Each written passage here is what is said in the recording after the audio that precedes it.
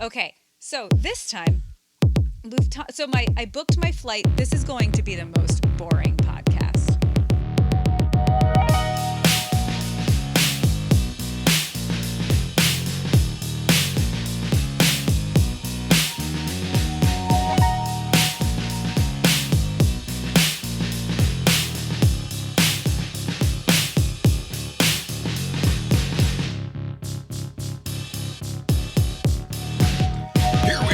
Cast Iron Brains, a podcast back from Estonia and without even running over any fire engines. My name is Bob, sitting across the way from my good friend and co-host. That's Abe. How you doing tonight, Abe? Doing well, Bob. Yeah, here we are. Lori's here too. How you doing tonight, Lori? Fine. Lori's fine. Tonight is Monday, March 23rd, 2026. Do you think they put airbags like in the steering wheel of a jumbo jet? No, I don't think that they do. Apparently not. You know, most vehicles... Do you think they need to? Most vehicles have crumple zones, but I think the cockpit is the crumple zone of the plane. Like, there's like no plan. Got a crumple zone and two crumple pilots there, apparently. There's no Are room. they dead? Not to be rude. Yeah, the pilots died, and then 41 injured. I'm surprised that there are only a couple dead. This is a year apart from that last fuck-up in D.C., right? Yeah, after the last time I flew on an airplane. Oh, this is your fault.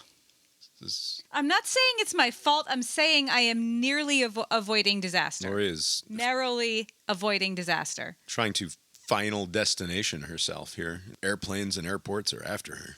Abe, you have a good weekend? I understand you had company using your apartment as a launching point for some domestic travel yourself down there. Not you didn't do any domestic travel. Yes, thankfully. I have no planned flights until June, so I'm good. This will be resolved by then, I'm sure. I don't know. I mean, we got to be ready for the America at 250. But my friend, they're visiting, I think there's a baby shower up in the Chicago area. And so they're flying out of Atlanta early Friday. They read all of the reporting out of the airport here in Atlanta, like it's just a chaotic scene. And so they thought, they live like about an hour and a half away from Atlanta, like closer to Athens than Atlanta. And so they're like, hey, let's stop at your place. We'll crash for a couple hours, and then we'll just leave from your place, which is only like a 10-mile distance from the airport. And so that's what they did. They were able to get through in a couple hours because they got there so early that, basically like if you beat the rush, it's actually like normal. But if you're late, you just have to go through security at midnight instead of 6 a.m. and you're fine. Yes, yeah. So you can get there early enough, which defeats the whole purpose of. Because I was like, if you had those 6 hours of waiting plus a couple hours, you might as well just drive to Chicago. Well, I don't know about driving to Chicago. You might as well just drive is exactly right. They should have just driven. This whole thing is so bad. It's such a bad system. So ultimately, I mean, Lori managed to do her trip with minimal impact despite some, I mean, you had a little bit of issue, but it wasn't related to any of this. It wasn't related to TSA. Yeah. It was a failure. It was a systemic failure. Again. I completely disagree. The system worked. You got to where you were going what went wrong? On time. $500 later, yeah. Money solves a lot of problems. You got swindled out of some sort of thing? What happened? I didn't get swindled. I mean, I don't want to jump to me when, whatever. I mean, I've already been wildly insensitive about the deaths of 2 pilots. I think we can move on.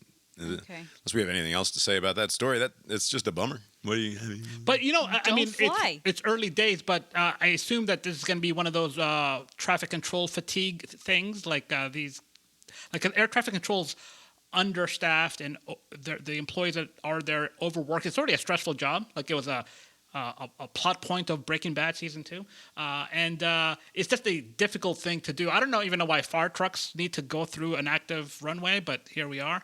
Well, it's just that they're. But I can't imagine there's any other trucks. explanation other than just fatigue. Yeah, and it's humans. It's human error. Yeah. I don't know why we still have humans doing this when, like, obviously this is a job for robots.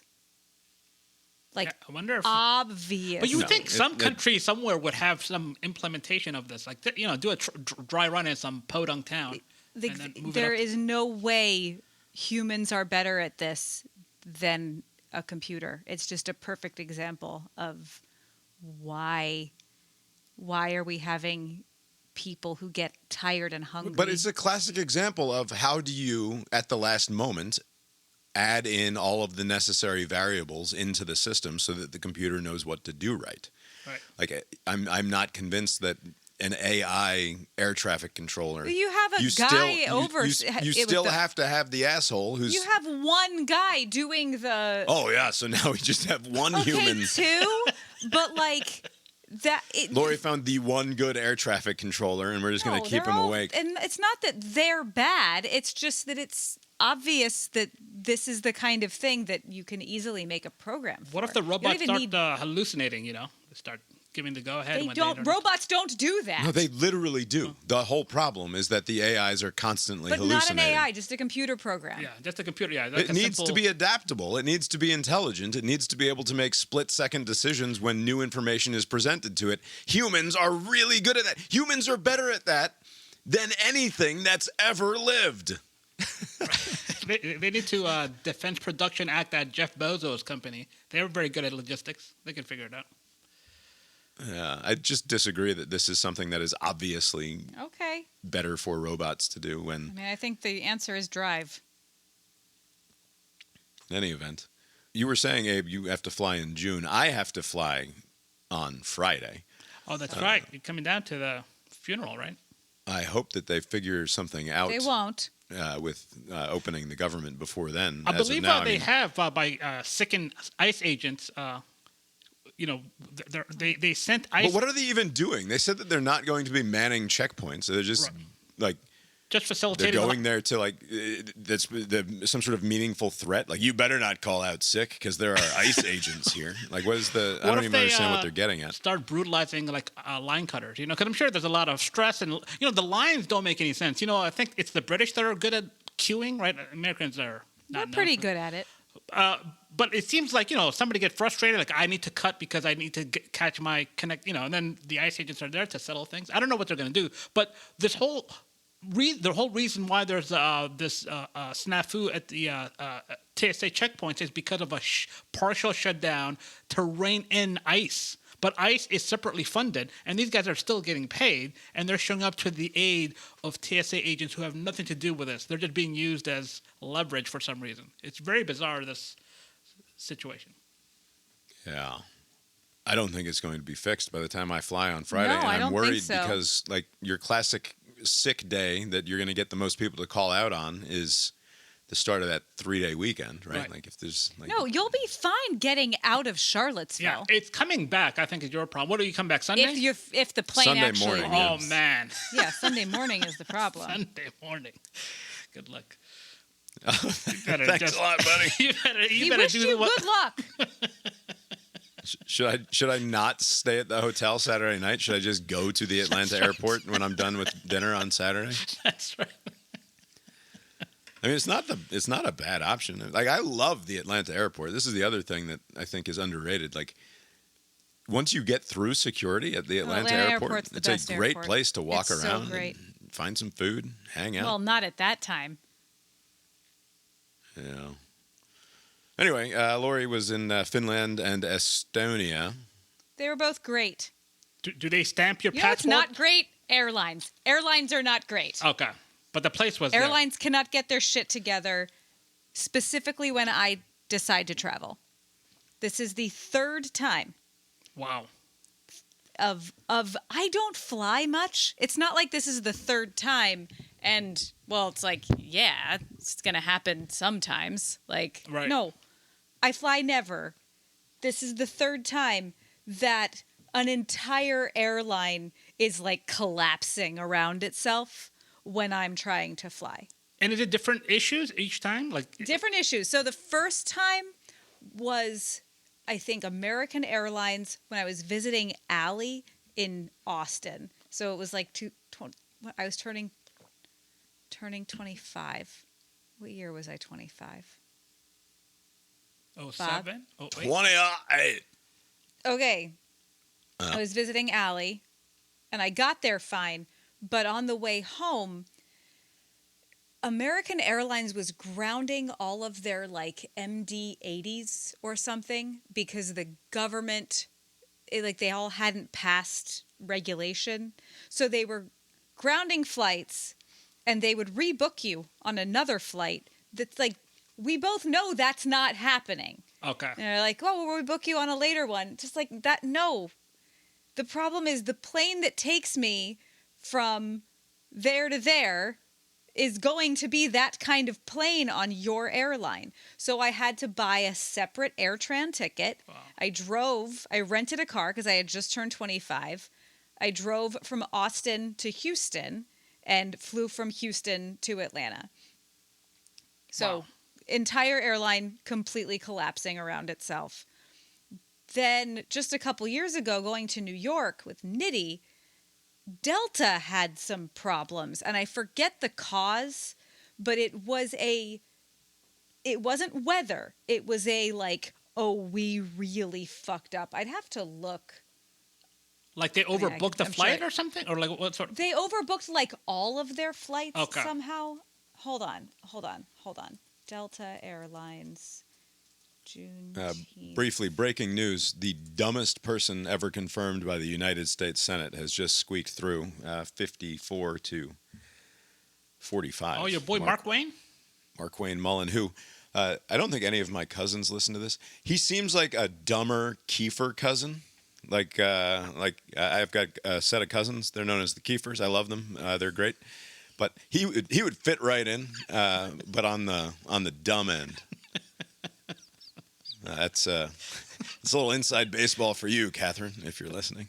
So it was staff shortages and infrastructure challenges is what this Channel 7 News is telling me that weekend. Okay. But it was just like sort of everybody decided to travel that weekend. It was Juneteenth and Father's Day. And the airlines, many such cases that people were traveling for Juneteenth. It was the first time it was a federal holiday. My flight was canceled, and when I went to rebook it in the app was like, what if you chose a different place or day? Could we interest you in a different destination or day? It was like, no. So that was the second time. So this is the third time. And this was You're not counting the time we sat in an airport. I am not counting for 8 hours on Christmas Eve. Yes, because that was just us. That wasn't the entire fucking airline. But yeah, that was because of poor management, because they had a crew member not show up. So we sat on Christmas Eve in the Richmond airport for 7 hours. And the solution, by the way, was to drive one down from DC in a car. They drove them in a car. The airline did. Wow, just to make it work. That's crazy. It's a better way to travel. Yes. The driving is better. Yes. Okay, so this time, I booked my flight. This is going to be the most boring podcast. I booked my flight through United. Charlottesville to Dulles, Dulles to Frankfurt, Frankfurt to Helsinki. And then on the way back, no flight back to Charlottesville, but Helsinki to Munich to Dulles. That was the original plan. To Lufthansa's credit, on Tuesday night, I got an email saying, so some of our pilots are going to be on strike when you're traveling on Friday and Saturday. This is the Tuesday before that Friday, the week of. The Tuesday before the Friday flight. Okay. We'll let you know Wednesday what our... They were going to figure it out, which is nice. What they're not going to do is rebook you on a flight that's going to get canceled. Right. That's good. They're just going to sort it all out. Right. These weird European planned strikes that they do. And then Julia was also flying Lufthansa from Krakow to Munich to Helsinki. And she was only doing that because she's like a Star Alliance loyalist. I was like, you should just take Finnair. It's direct. And she was like, no, I want to stick with, because maintain the status, whatever. So Wednesday morning here, Wednesday afternoon where she lives, we were both kind of refreshing and seeing what was happening with our flights. And both got canceled. Hers, what she decided to do was cancel both flights and rebook book with Finnair, direct flight, whatever. Right. Easy. Mine, because it's United operated by Lufthansa, I had to call United and say, hey, I feel like you're not paying attention. I'm listening. What are you doing? Nothing. What are you doing? I'm reading about an amputee cornhole player who's been accused of murder. You're not listening and reading. Sorry. I've heard this story. I lived it. You're gonna run the defense for that guy, Bob? He couldn't have done it. Anyways, It wasn't me. It was the one-armed cornhole player.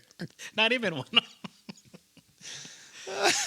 Sorry, I was distracted. I lived this story. I'm here. Do you know how often I have to listen to you? Yeah, I'm listening. Fucking tell wrong things that happened? Anyway. Whatever. I called United. Yes. I talked to a very nice person on the phone. He was like, I will book you on this Finnair flight. It gets in a couple hours later. I was like, annoying, but fine. And like about 15 minutes later, I was like, I don't see the boarding pass on my app. And I don't have a seat aside. Like, I don't see this ticket anywhere. No So email, no to email work. message, no nothing. Like no confirmation email at least. Like I got a confirmation email. okay. But I didn't have the boarding pass in. So, like in the app, I have the Charlottesville to DC, DC to Frankfurt, nothing, and then the ones back. So it didn't sit right with me, and this was the best decision I made all day. I messaged the stupid chat and was like, "Hey, how do I see my boarding pass?" And the person on the other end of the chat was like, "You're not on that flight." The flight that the guy told you was the nice fella? The flight that I have a confirmation number for in my email, it just doesn't. It's just not. It's meaningless. So I'm like having to do my job and text the airline. And then at some point I was like, I just am going to have to call them. Because I think that was the first of two experiences with trying to do stuff through the chat, and I think they put their like dumbest employees on chat. That's probably the robot. No, I mean maybe it's almost certainly the robot. It's a live agent chat kind of thing, like on the app. It feels very. It doesn't feel. I have read about this where they make them seem not robotic by making them type and respond like people might. Yeah, maybe that's the problem. Anyway, it was useless. I mean, I could show you. There's reason. I don't know. Whatever. So then I had to get on hold with United, and am now triggered by the hold music because I had to have an earbud in while I'm cutting this lady's hair. And fortunately, I had a break at work, so I was able to go up to the office and talk to this guy. And I told him what had happened. And he was like, yeah, we're not partnered with them, so we can't confirm any of the flights that are booked through them. What do you mean they're not partnered with them? I thought they were like a sister airline or whatever that. Lufthansa, but not Finnair. Okay, gotcha. Okay.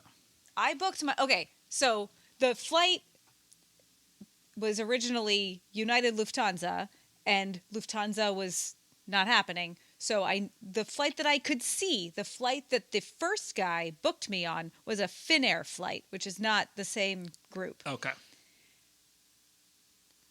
And that you weren't actually booked on. That I booked it just disappeared. He sent me the confirmation, then it went away. And so I'm on the phone with this other guy, and he was like, could you just fly a different day? And I was like, no, that is not a solution. Are these like at all? Why do they throw these out like as if they're helpful? Like usually when people plan a trip, there's a reason for those dates, but you know. Especially when there is a flight, like I see it, And like, I realize this is not United's fault. This is Lufthansa's fault. This is United's problem now. Yeah. Because they partnered with them. So the thing that never made any sense to me is that United ultimately was fine with leaving you short of your ultimate destination. Yeah. they refunded me. I got a refund for my seat selection. I got a $12 or $16. Wow. Oh, here's a credit. Oh, thanks. Wow. But it's like, so you're going to just, so I booked a flight that lands in Helsinki, but you're going to deposit me in Frankfurt, refund me $15 for the seat assignment, and then call it good enough. Right. Which I would have guessed was actually against the law, because it seems like sort of a red flag where a person who was originally booked to go to Helsinki is like, no, I'm good with final termination in Frankfurt, right? Like that you would think raises a red flag there. And the thing is, like, I don't have it in me to ask this poor guy on the phone to like send me up the line. Like, I don't have it in me. I just don't. Right. And so she made a crucial mistake, which is she decided to pay out of pocket $500 to book the Finnair flight that she saw was available to get her from Frankfurt to Helsinki. It was going to fill up. There's a plane full of 2 planes full of people that wanted to go from Frankfurt to Helsinki. Yeah. Right. It was going to fill up. So you're competing with to. those people. You know that this is going to fill up. Yes. Right. The good news is, and I talked to the robot about this, is in America, you'd be pretty well fucked here. They'd probably throw you like a $200 flight credit or something. So, yeah, I kept this guy on the phone with me like he was a friend. And I was like, I need you to tell me I still have the tickets that I have through you, because it felt weird. Yeah. It's like, I'm just buying a ticket from a European city to another He European needed city. to confirm that, yes, in fact, United is comfortable saying this flight, which was booked to get you from Charlottesville to Helsinki, is going to end in Frankfurt. And United is like, cool. Like, we've done our part to get you to Helsinki. But the point is that, like, I'm now trying to figure out, like, because, like, in America, United would, like, brush you off and say, yeah, here, have a flight credit or a free luggage next time or something. A voucher of some sort, yeah. Right. But in the EU, if there's a fuck up on the airline's behalf, and that includes like strikes and whatnot, they owe you everything that you paid, basically. Like they have to make you whole. Like the consumer protections are much better over there. And that holds true if you're an American who purchased even if you're an American, something through. I assume this is from the lens of United, right? You didn't buy like one leg of the trip through United and the other leg through Lufthansa. It was all just No, that's United's partner. Yeah, so basically, so it's like one. Just like when you fly somewhere and it's Delta and it's like actually commute air. Right, like in small print they'll say operated by da. So this is okay. So yeah. So you had like no interaction with Lufthansa. No, at this point the only way she's going to get that money is by going to Lufthansa and saying, you owe me this money that I had to pay out of pocket after I'd already booked. Which I did today. Okay. And got a, automatic email back saying, like, it's actually really funny. It was like, okay, we have a lot going on. We received your claim. Please do not send further messages. It will not help you. Like, you've done what you can at this point. We will get back to you. Yeah. That's it. Yeah. It was very stressful. And then my flight from Charlottesville was quite delayed because we had a freak snowstorm. And that would have been fine, but DC had the same freak snowstorm. What are you doing? I'm still trying to figure out how a quadruple amputee killed a man. Okay, but can you do that later? I'm listening. Sorry. Yeah, go ahead. You're not. You're obviously not. Can I have your phone? This quadriplegic is taking a hold of you. What else did he do? Cornhole. He was found in Charlottesville. Cornhole. This is fucking fascinating. Okay, later. Next episode, we can talk all about it. They had to de-ice all the planes. So, like, my connection that was supposed to be, like, I think my connection was supposed to be 3 hours, and it ended up being, like, 40 minutes. Okay. It was very tight. which was not how I planned it. But whatever. I got on the plane and actually slept a little on the plane. Very proud of myself. And ended up in Finland. One other thing. The Frankfurt airport is one of the busiest airports in Europe. It's big. It's the biggest one in Germany. Very sprawling. Because Lufthansa was fucked, it was like empty. Wow. I felt like the only person there. And because of that, everything felt wrong. So I had Julia that I was texting, who does this all the time, saying like, you don't go through customs there. You go through, your passport control. But because there was no crowd of people to Lori loves a crowd. Lori loves to. Where are all these people? I'll follow these people. This is what they're doing. They can't all be wrong. Yeah. It all felt wrong, and what I really wanted to do was talk to a Finnair person because the whole thing felt weird. Oh, at the Charlottesville airport when I checked in, the gate agent, he pulled up my itinerary and he was like, "What are you? How are you getting?" This is where the red flags should come in. Yeah. You booked a flight to Helsinki and now you're just going to Frankfurt, terrorist. Yeah, I know, right? He thought, but he also saw flights booked and then deleted. Like he was seeing this ghost of an itinerary. Yeah. And I was like, yeah. So I will tell you. But he had to wait on hold with United just to get the okay. Because a reasonable thing would also be, I'm flying into Frankfurt, but then taking trains all around and la la la and ending up in Helsinki. But he could tell there was supposed to be a flight, whatever. Do you think that people who are assets, like CIA asset or whatever, just have a card that no, don't, No, they have passports that say that. Yeah, it's you don't have to look any further. This is all fine, even though it looks weird on your computer. I bet that they have because when Julia travels on this trip, she used her regular passport, but when she travels back and forth from here for work, she uses either her diplomatic passport or official passport. I forget which one. Oh, and neat. Yeah, they're different. She's not a diplomat. She has a diplomatic passport. Oh, yeah? Yeah, she has 3 Does she passports. double park all the time and not fucking care? Does she do any murders? She's not a diplomat, but she has a diplomatic passport. It's, no, she doesn't. That's the one benefit you see in diplomats, Bob. You can you can be an asshole person in New York. Yeah. I couldn't figure out what to do in Frankfurt, and it was so empty. So they called off a lot of the staff. There was a lot of stuff that was closed. And all I could find was this help desk that was the screen of this thing went up. If I'm 5 feet tall, this thing went up to 9 feet. Is that where it shows the arrivals and departures, or it what? It was a screen. No, it was just it was a help desk screen, and there was a small touch screen at the bottom, and there was a button that said English, and so I pressed the button that said English, and immediately a woman's face appeared, a big face, large, like Big Brother, and she was like, "How can I help you?" And I was like, "Hi, okay, everybody wants the robot till the robot's right there in front of them. She wasn't a real robot, face? She was a person. It was a real person. So this is not an avatar, awkward. some weird. Wow. She was on a video call with you?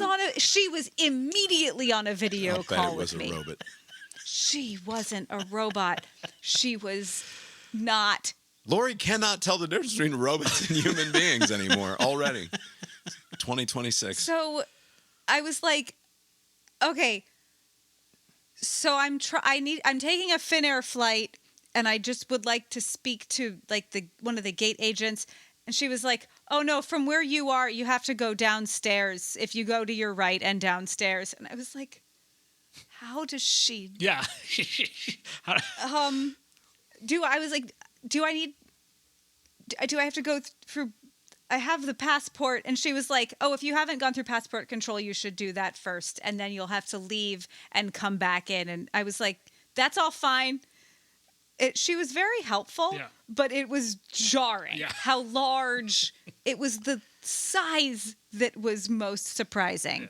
Yeah, if this had been a small screen person, did you ask? I mean, that's the natural first question. Like, why are you so big? What is happening? Is this a prank? No, I was intimidated by being in a German airport and being me at having to interact at all. Like, I didn't expect. I really thought it would be like, first question, what are you trying to do? I didn't expect any face. State your business. And it was like, just this huge face.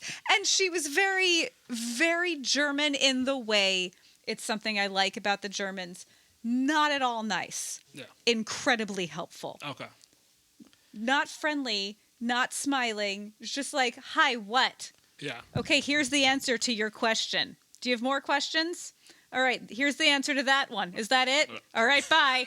Like, they're great. I love the Germans because that's how I wish everyone would always treat me. Like, don't be nice. Very efficient. Just answer the fucking question. They're very efficient in their interaction with Jews. I don't think she knew. She might have. They always know. She knew exactly where I was in the airport. She did a little snicker at my, like, looking around.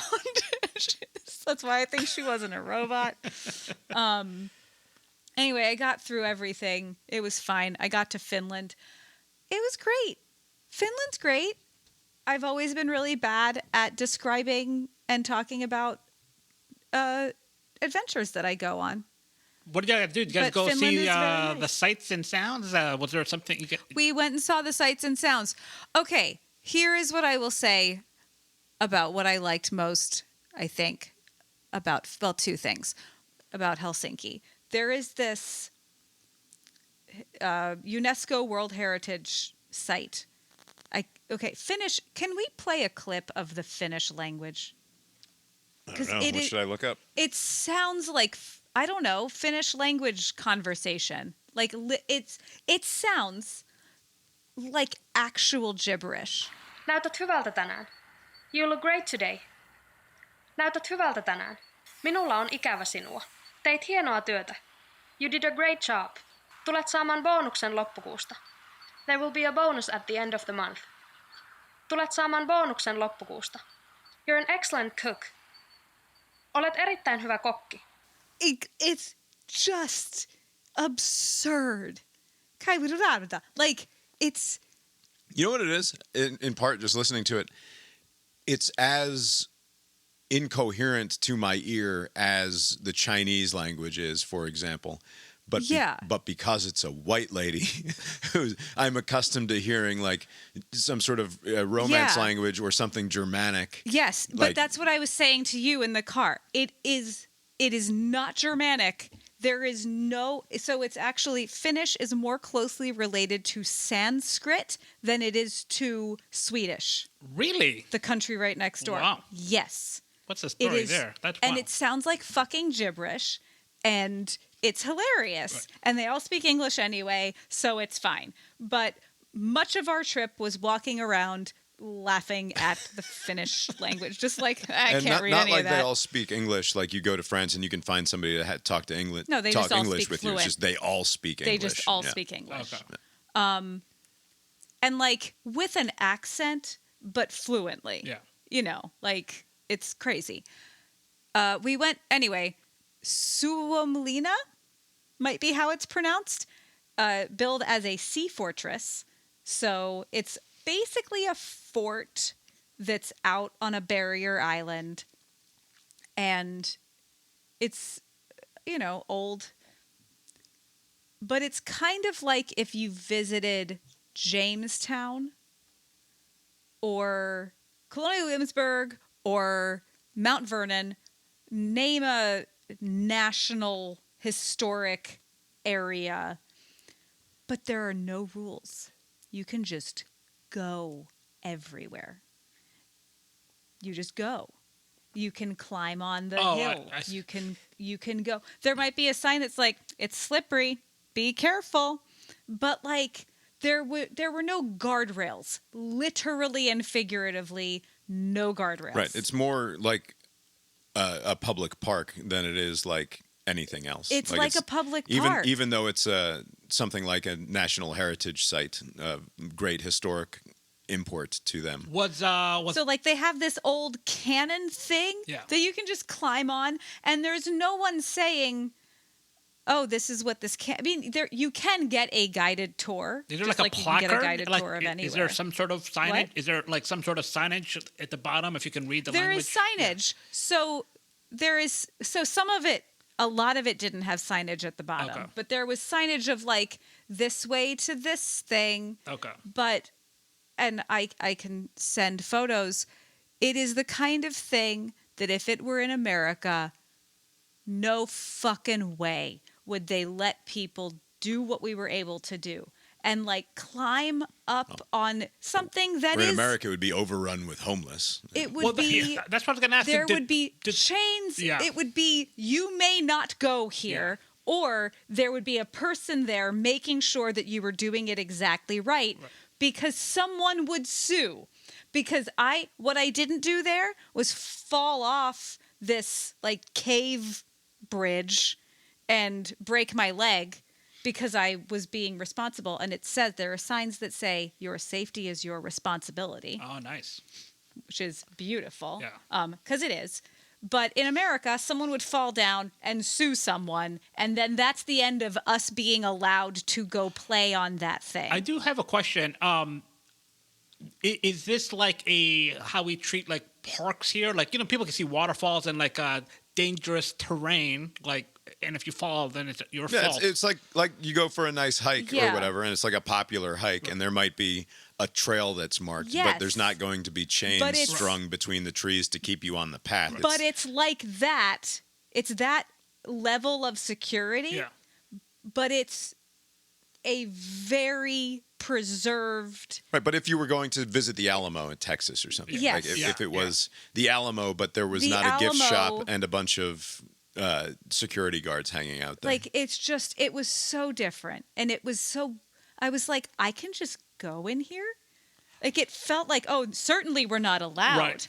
And it was like, but we are allowed. And the people were mostly well behaved. Like, nobody took advantage of this social agreement. Like, we're gonna be adults here. Let's not be too stupid. We went super early. Like, we were there when there weren't very many people. My understanding is that this place in the summer gets crowded, and because you can tell why. Like, it would be so nice to just hang out there in summer. But no one fucks it up.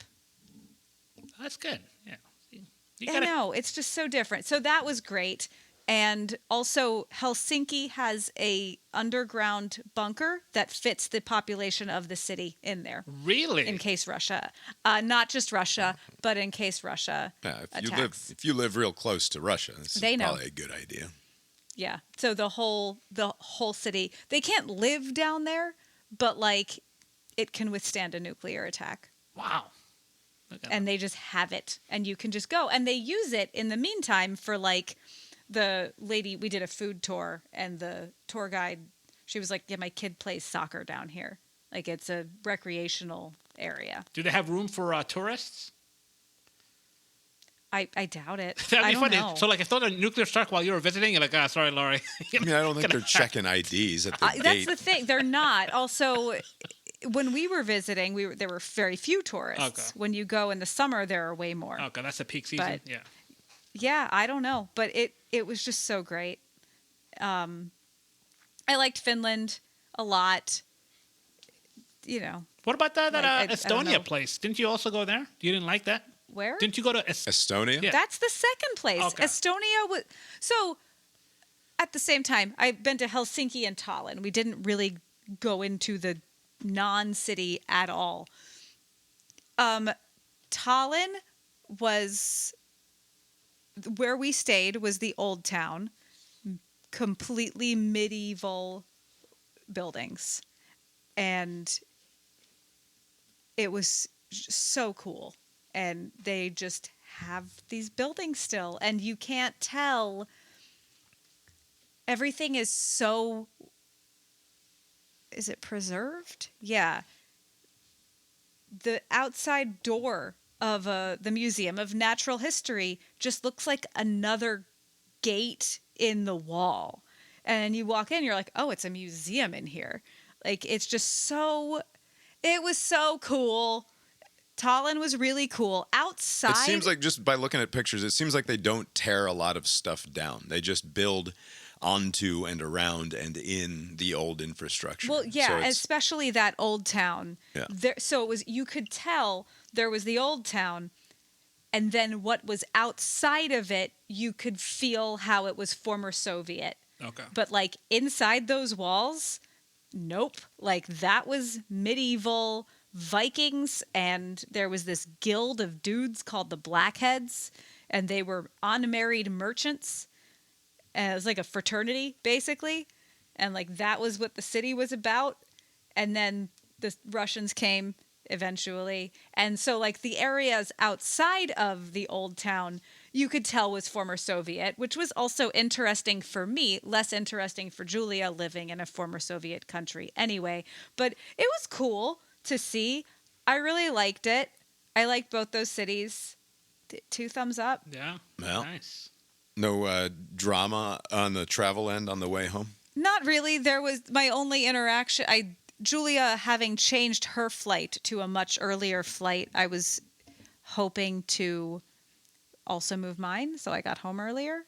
You know how good I am at picking folks up from the airport? So I had to drive to D.C. with me and the kids, got in the car, drove to Dulles. It's about 2 hours door to door, or door to parking deck. I park the car in the deck, and we have to walk across and get to the arrivals terminal and all of this shit. We are walking up to a sign that says, "No visitors beyond this point," as Lori is walking beneath and out of the sign from the area from which no visitors are allowed. Wow. It was within... Like, I had not even stopped moving, and she had not stopped moving. We met at that exact spot in Dulles Airport at the exact right time. It could not possibly have been timed any better. Perfect timing. Yeah, coming back was fine. I liked those places that I visited. You might say that reveals a certain lack of, like, you would think, oh, why weren't you there camped out for 2 hours? I told him not to. Because I knew that customs would take forever, which it didn't. It didn't take forever, but the flight lands at 4:00. Like, don't be there at 4. I won't. I will still be on the plane. Right. Like, big stupid plane, a bunch of fucking people that left late, so you wanted to let all the people with connecting flights get off first. Like, yeah. So you're able to get... I kind of get why people like traveling. I thought, because I don't usually, but this was nice. You don't like the stressful part of getting there and back, or you don't like the actual vacation part? Like, like if... So what I generally think, and maybe it's because I went to what I think are interesting places, but I spent many hours finding out what we should be doing in these cities. Like, what is the cool thing to do there that I can't do anywhere else? And the only reason we went to Helsinki is because it was easier on paper to fly in and out of there and ferry to Tallinn. Like, I wasn't interested in Helsinki. Okay. But I like Tallinn's medieval. Like, I wanted to see that. That's cool. I got to go in an old castle thing. A tower. I don't know. Nice. It was really great. Yeah, you have to pick places where you're going to do something that is unique to that area. Yeah, like, I don't want to go. Like, there's just no, like, if you're going to go to the beach, why are you going to the beach and spending a week on the beach in Fiji when you could just do that in Florida or do that in Hawaii even? Like, or the Caribbean. I did like the cafes a lot in Tallinn. But when people travel places and they're like, We had an amazing meal, and we had the best breakfast and coffee, and we just sat. It's like, you can do that here. Right. It's like think of it like the I white. also like not working. Like White Lotus, like using that as the frame of reference. Like, what is the virtue of going to an American 5-star hotel in some other country where you don't step outside out of mortal fear of being treated like a local in some way, or being treated like a foreigner in a local spot? Right. And so these people, they go and they stay in fancy hotels, and they don't have any sort of an experience of being elsewhere. It's the same thing with most resorts in Mexico, where it's just like you fly in and then you get driven to this secluded area, and you're hanging around other people who are from, where are you from? California? I'm from Chicago. It's like you're in Mexico, but it didn't feel like you're in Mexico, really.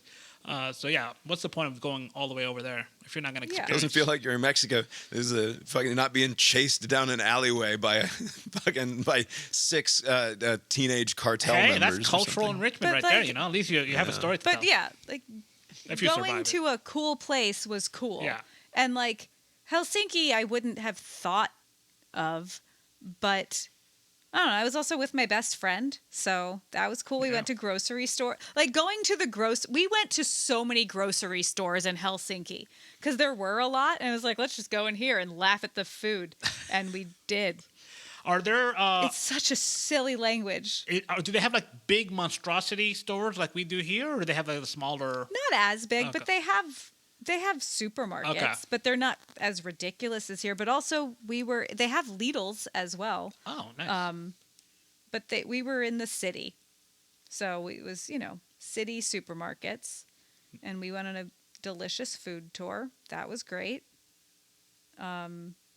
What's a guided food tour, or just like you go to places? The design museum.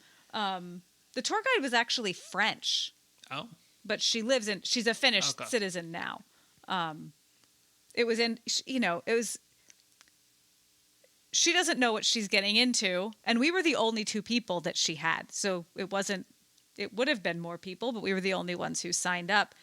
Can you just be anybody? You just go online and you're like, hey, I can give a food tour, and you just take she works fucking for lame a company tourists to Barbaritos or whatever. Apparently not in Montreal. So sort of. Montreal, you have to go through some official thing.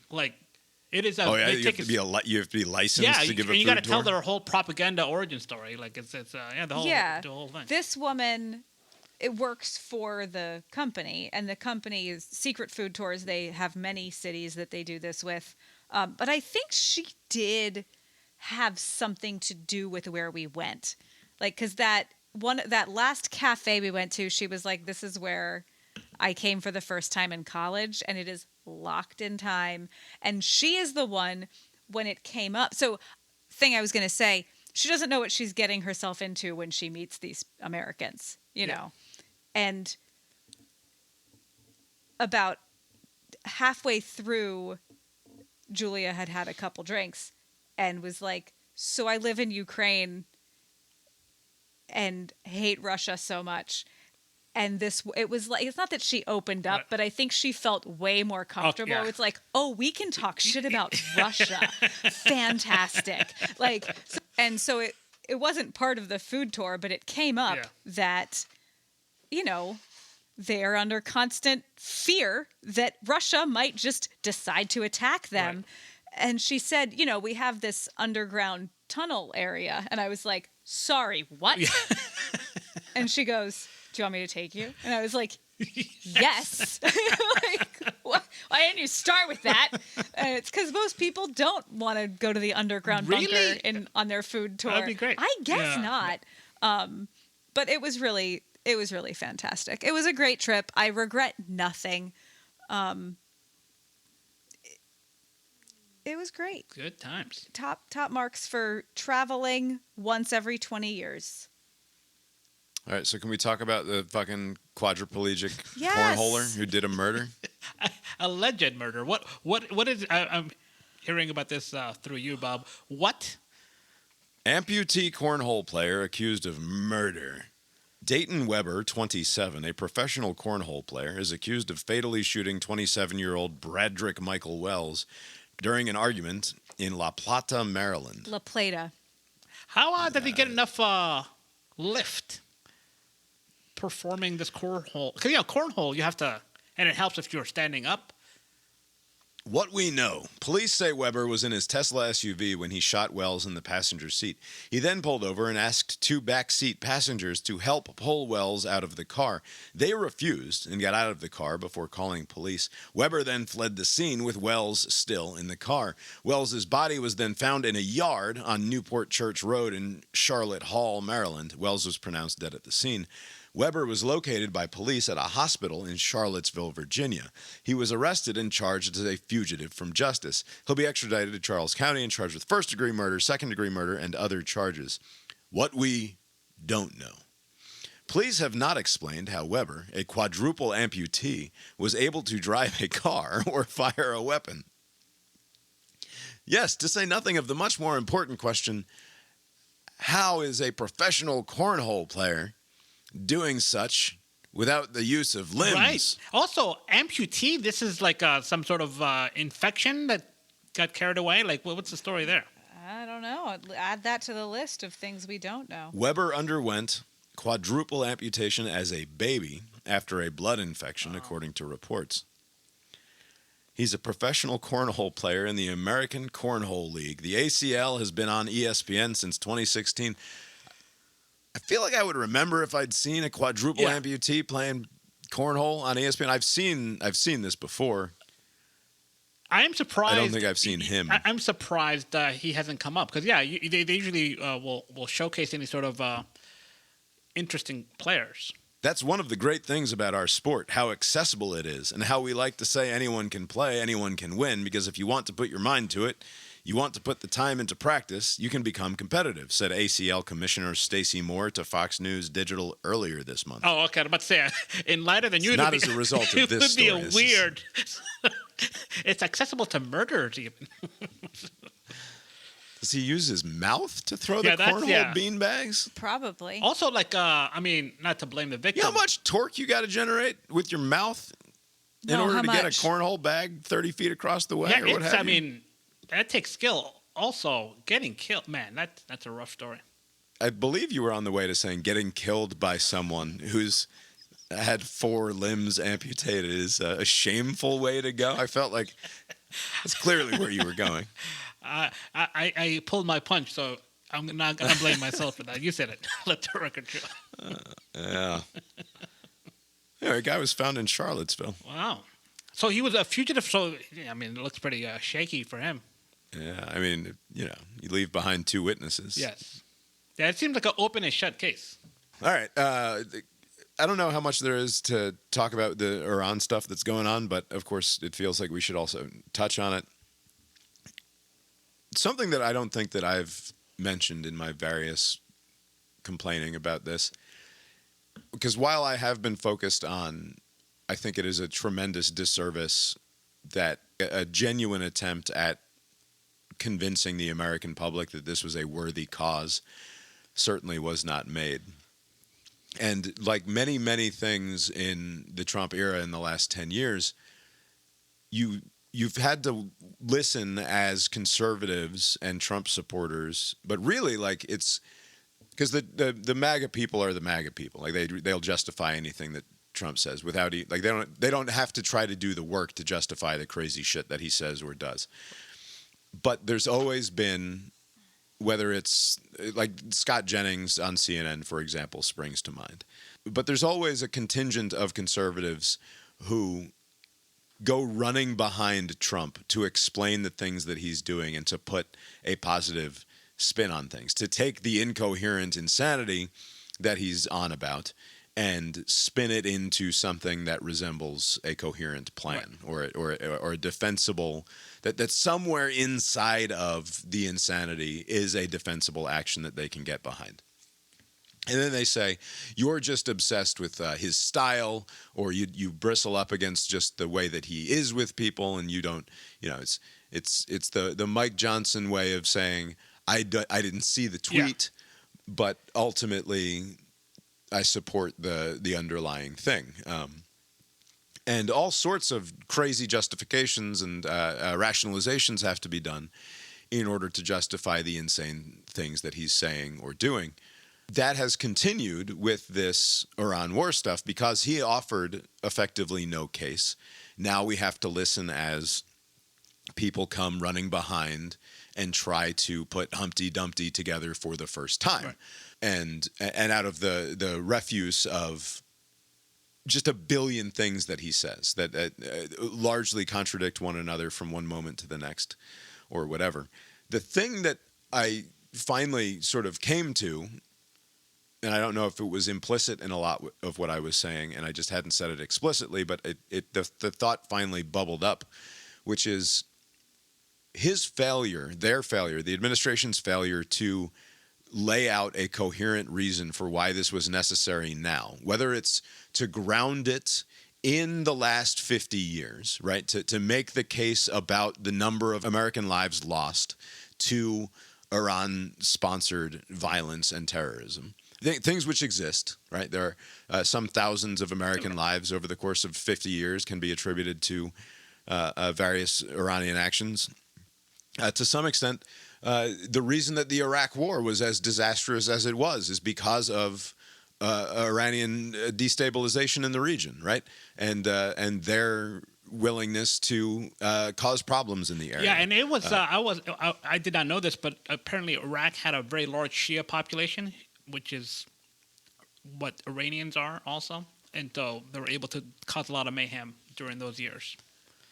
Right, and whether that's the justification that you want to go with, you go with just you go with essentially a George W. Bush axis of evil sort of thing, that this is a dangerous regime and has been dangerous, and the imminence is in the opportunity, right? Sort of what a couple of them were saying in the immediate aftermath is that though maybe the threat was not particularly imminent in this moment, the opportunity was such that we had no choice but to go now, which would be a compelling, to some at least, argument to make in the weeks before such a thing happens. And if Iran truly was in as much trouble as it appears that they were, it's not like the element of surprise fucking mattered, right? Like there was no defense against what the Israelis and the Americans pulled off here. There's nothing that they could have done to hide from it.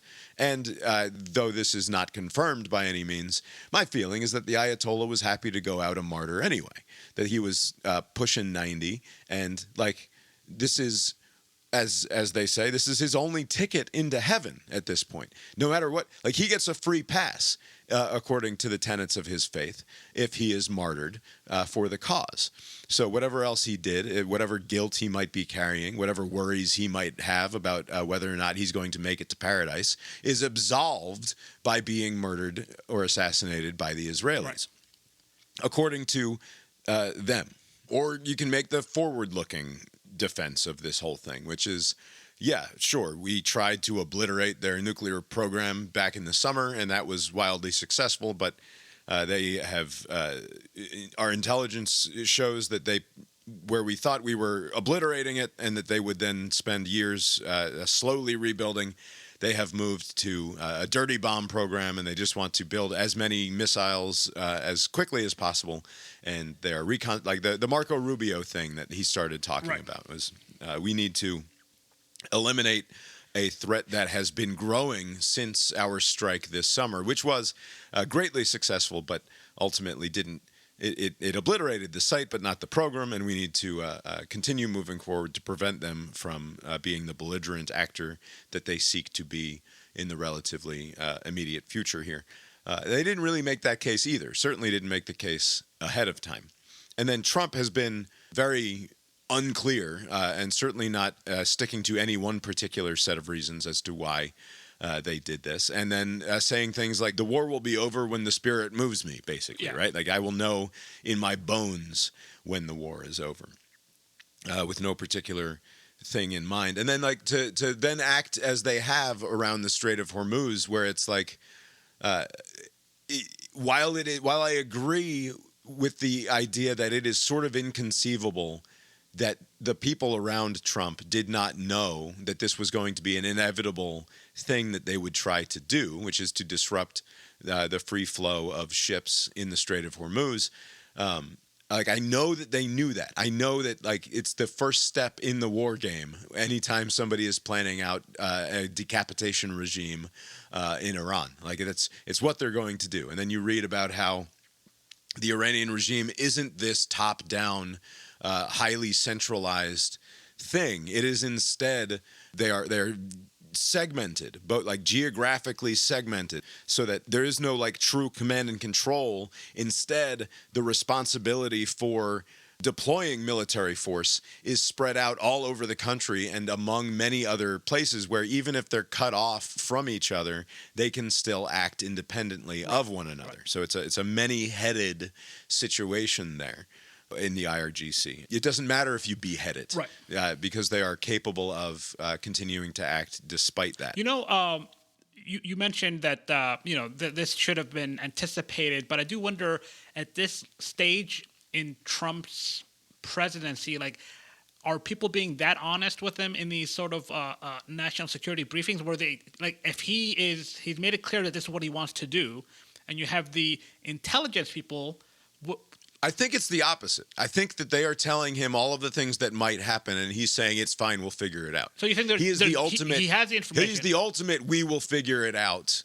Right, but because okay, so if you look at both sides, right? So like Iran, their weaknesses, America is overwhelmingly stronger than they are. Israel is much stronger than they are, right? So they're anticipating what?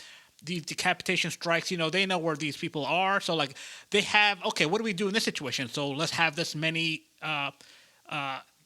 Like a whack-a-mole kind of defense, right? So like you can't do much damage by killing one person. Like another person will fill their role, and it's decentralized, and so like other factions can still cause damage. So like it seems like Iran, they anticipated the moves based on their weaknesses, and then they applied their strengths. We can control this Strait of Hormuz. This fortuitous kind of passageway that we can disrupt the global markets, right? And so what they're doing seems to be like, okay, if this happens, then do this. Whereas in the United States, it's like, okay, the most obvious thing would be that they were going to try to create chaos, which they've done, and try to close the Strait of Hormuz, like, which they're kind of doing now. So like these were like known knowns, like to do the Rumsfeld thing. Like, so why aren't you? Right. And if you anticipated these things, then why, when the British are like, hey, you want a ship, and then Trump is like, no, we don't need your ships, we already won the war, are you then half a week later going to Japan and China and being like, hey, we could use your ships here, you bums? If like you're just as responsible for this as we are, if you want the free flow of oil through this part of the world. Right. So which suggests to me that this is not a very thought out plan, because like if every day the arguments change every day, it suggests to me that, because I simply do not believe that the wargaming and war planning is not total, right? I believe that there exists the binder, which is the Bible of war with Iran, and I believe that Trump has no interest in cracking it, right? Like that's. And that, I think both things can be true. It can be the case that all of the people that mattered in terms of figuring out what this was going to be like did their job and knew what all of the possible variables were. And we have this incredibly inconstant and incurious and terrible human being in charge of all of that, of all of those various decision trees, right? And so you lay out all of the decision trees to a person and all of the consequences of all of the various actions, and they don't even bother to pick up the briefing book, right? Like, I think that is the more likely thing. So it's because I'm hearing from some conservatives who are like, this stupid liberal media doesn't know what the fuck they're on about, because like, of course we knew about the Strait of Hormuz. Every idiot who's had their first semester at West Point or whatever knows that like this is what happens if you go to war with Iran. It's like, yes, that is true, but also we seem to continue to behave as though we didn't have all of that information, almost as though we have somebody at the top making decisions who doesn't think things through. Right. And yeah, because if this was a thought-out plan, you would get coordination with the UK and France. Like, okay, I know you don't want part of this, but like, in order to stabilize the markets, help us with the straight, making sure that this passageway remains open, or come to some agreement in the background. That did not happen. So like, how much of this was thought out? And also, to your earlier point, it is interesting and concerning that there was no interest by the White House to make the case to the public. It was just like, right. And I thank you for reminding me. That was where I was ultimately going. The problem with not making the case is the vacuum that it leaves for everything else to go rushing in. Right. And it's not to say that it is Trump's fault that the Megyn Kellys and the Tucker Carlsons and the rest of them are running with conspiratorial nonsense, like deeply anti-Semitic stuff here. Yeah. But like, you have to know, especially because Marco Rubio comes out and says Israel was going to go, and so we basically had to follow, right? Like, Israel said, we have this opportunity, and he doesn't actually mean that Israel is leading the way here, right? Like, it's not the case that Israel chose to do this and dragged the United States into the war. But the Trump administration's total failure to articulate a reason for why it is also in our mutual interest, right? Like, granting the fact that it is clearly in the Israeli interest to end the Iranian revolution. Yes, absolutely. It is incumbent upon the President of the United States and their administration to illustrate why it is also in the American interest to do this, or else you leave open the possibility that people are going to assume that you're being led around by your nose by the Israelis. That is another thing that there's little interest in correcting, right? So, like, all of these accusations are being made, and you say nothing. And also, like, there have been some moments where, like, the Israeli side, like, they attack like an oil field, and then the Trump side, like, make some public statement saying that they weren't in favor of that. Is that just for the American public consumption, or is that actually like we have overlapping interests, but they're not exactly the same? Like, and so there were certain tactics or certain things that Israel was doing that America was not, and vice versa, that America was trying to do that Israel was not. Like, are they on the same page 100% of the time, or are there certain side projects that each side is pursuing?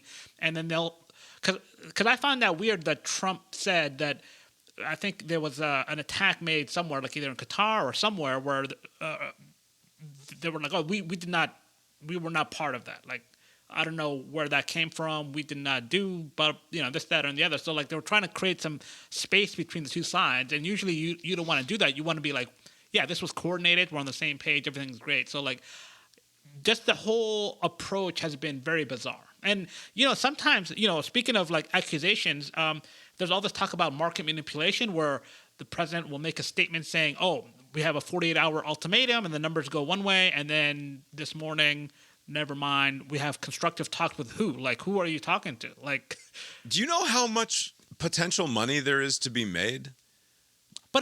By people who have all the money, getting ahead of those sorts of things, because he says if Iran doesn't open the Strait of Hormuz fully 48 hours from the moment of this tweet or truth going out, then we are going to, I forget what the threat was. What was he going to do? He's going to use the full force and fury to do whatever. It's kind of hard to. The problem with language, you can't go beyond obliteration. You can't re-obliterate somebody, right? So like, where do you go when you've obliterated them once? Like, I don't know what he's trying to do now. Right. And then like 8 hours or something before the deadline for the enforcement of that threat, he says that they've gone into talks with the Iranians about this, and we're not going to drop all of the bombs now. And then, of course, Iran comes out and is like, we haven't talked to anybody. I don't know what you're talking about. Who are you talking to? Like, who is the person you're talking to anyways? I'm sure the son of the Khomeini guy is like still in Russia somewhere, right? So like...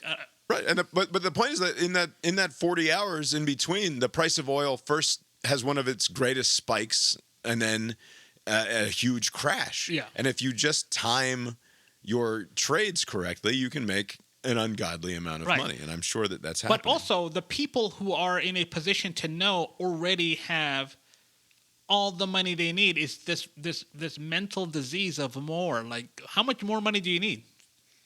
Yeah. Do you think there's going to be an invasion of that island they keep talking about? That Karg? This Karg Island or whatever? I don't know. it would put relatively. I have no doubt that it would put relatively few American troops in harm's way, and we would take it without too much drama. But it would be sort of, crossing a line here in terms of the old boots on the ground. Somebody was making the case. I forget who was online, but they basically saying that there's this problem. Like America can easily take that island, but in order to stay on that island, they would need to fortify just the coastline because they could be open to attack. So then you have to put boots on the ground on the coastline, and there's the mountain range beyond that. And so you'll be susceptible to attack if you don't protect the mountain range. And now you're inside of basically it's like you can take the island, but you can't maintain it without additional support. And so like, what's the plan? If you just to capture the island and put your flag up for a day or two, like in order for that to be a safe kind of area, you would also need to protect the coastline surrounding the island. What I'm certain of is that whatever the plan is, they will figure it out the next day, right? Like there will be a thing that we did today, and then we will figure out the rest of it tomorrow, because he's just not interested in anything that's happening beyond the immediate. But all this effort and time and analysis and smart people game planning these scenarios with allied countries, with foe countries, like avail yourself of the vast knowledge that exists. Like, I mean, if you're trying to succeed, if you're trying to win something, listen to the advice and proceed with that in mind. Like they had the national security heads in front of Congress last week, Gabbard and the CIA guy, Radcliffe, and they would say, okay, here's your big document of assessment and threat and blah, blah, blah. Like none of this matches up with the messaging coming out of the White House. So like, which one is it? And they would not obviously go up against their boss, but like the language that they're using in the. Although Gabbard did let something slip that was like the assessment has not meaningfully changed. Or right. Yeah. Basically, like they're right? like they stand by the assessment, but the assessment contradicts the messages coming out of the White House. So they're trying to like square those two away, and they couldn't, like, because to do so would be to say that the president is saying something that does not align with reality. Speaking of messages coming out of the White House, I'm not sure if you saw this. This won't make a whole ton of sense in the audio only. It's just going to sound like Wii Sports to you if you're listening. Okay. Oh, is it Finnish? But the video is quite disturbing.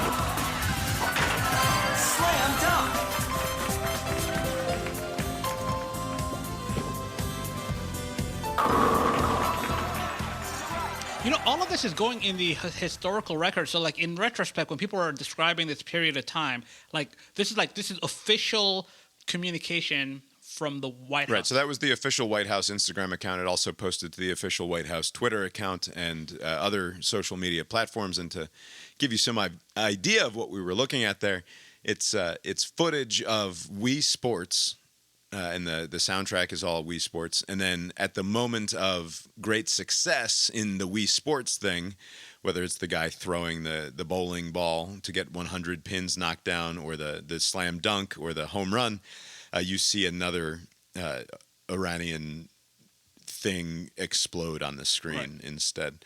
And that's coming, on the heels of, in the opening days of this war, we allegedly blew up a girls' school and killed 150 or 170 young children, which it's fucked up, right? Yeah. Like these are not serious people, and they are doing incredibly serious things, but they have a bunch of 23 to 27-year-old meme lords in charge of the social media accounts. I mean, this dude's even younger than that. This seems like a teenage kind of stuff. Yeah. I don't know that anything has changed from 5 days ago or whatever since we recorded in terms of what an exit game looks like here. And I don't think any of the politics stuff has changed in a meaningful What's direction. interesting is, the numbers keep fluctuating, but I saw some report that we're burning about $1 billion a day on this operation. And so when the Pentagon, there was a report stating that the Pentagon was asking for $200 billion in supplemental funding, presumably all for this war. What is that, 200 more? Like, it seems like the plan, either 200 days of the current pace or escalating at a much shorter period. So, like, what is that money for? What's the plan? Like, it's weird that the idea is, like, give us the money and we'll do with it what we... There doesn't seem to be, like, a very good case being made as to why this is needed. Like, if war is a necessary evil, where's the necessity in this now? Yeah. Well, I mean, that just goes back to the original total refusal to make the case problem here. And also, I mean, again, like, just what is the limiting principle? That's the thing I keep coming back to. Is like, we watched the Sunday news programs and somebody interviewed some foreign minister for Cuba, and it's like, because they're making noises about going after Cuba as well now. And like I know that he does it for quote unquote maximum maneuverability, right? So he can't ever be pinned down on anything, and he's sort of playing the crazy asshole card, right? Like you never know what he's going to do next. By the way, do you think that he has met his match? Because basically, like, he does the unhinged thing, but like Iran is actually unhinged, so it's like, we'll just bomb everybody. Like, I mean, we don't care. Desalination plants, like, I don't care. I'll press the button. Like, I think his strategy of, like, I'm going to psych you out, plus also bomb the shit out of you, doesn't seem to be working when the other side is a belligerent, crazy group of people. You cannot psych out true believers, right? Like, what made deposing Saddam in Iraq palatable, relatively speaking, was that this was a political animal, right? This was just a dictator. This was not a God-fearing man in Saddam Hussein, right? Like, this was not an ideologue. Yeah. He just wanted power and to exercise his awful violence. But this was not some group of true believers, and like, that's why it worked for Iran, right? That's why they've been able to hold on for so long. Right. Also, what does success look like for the average American, right? Because it's not like there's no get. Like, it's not like we get some territory. There's no, like, Osama bin Laden that you kill. Like, I mean, this old geezer who died, nobody really cares about him outside of, the Middle East. And so now it's just a bunch of new names you never heard of. So, like, it'll just become just muddied in the news. Like, oh, this guy died. He was the smart, evil mastermind, as it turns out. And then a week later, there'll be another mastermind that gets killed. But, like, if everything works well, you're preventing something bad from happening, but there's no actual deliverable. Like, hey, this is, what does it just... Gas price is going to go up for a little while, and things... Right, especially if you don't frame it ahead of time as, like, what you're after and what the good is on the other end. Because basically, like, the ideal scenario is a internal civil war, right? That gets sorted out in maybe in a couple of years, right? So basically, things are bad for a while because, like, there's no, like, scenario where tomorrow everything is fine. Like, there's no... What was that?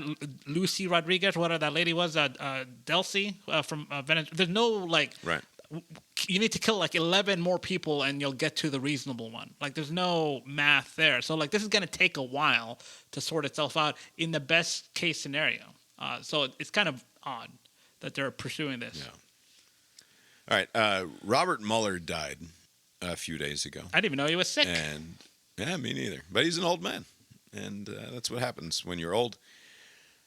The president got word of this and told many, many people about it by announcing on his Truth Social, Robert Mueller died. I'm glad he's dead. Did he not open it with good? I'm glad he's dead. He said something very just like matter of fact, like, yeah, I'm glad he's dead.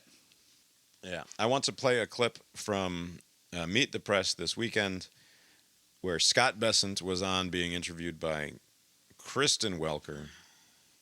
and they had the following exchange. All right. I want to ask you on a different topic about a post by President Trump from yesterday responding to the death of former special counsel Robert Mueller. He posted this, quote, "Robert Mueller just died. Good. I'm glad he's dead. He can no longer hurt innocent people."